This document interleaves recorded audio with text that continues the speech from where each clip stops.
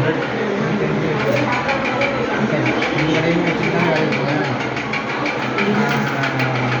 அதை வச்சு 23 5 102 ரூபா நான் ரிட்டர்ன் 91 அது பிற்பாடு தான் அந்த வேலை தெரியும். 92 வச்சு ஒரு வருஷமாக வீட்டில் வேலை அப்புறம் அந்த கடைக்கு வச்சு அந்த இது என்னாச்சா அப்படி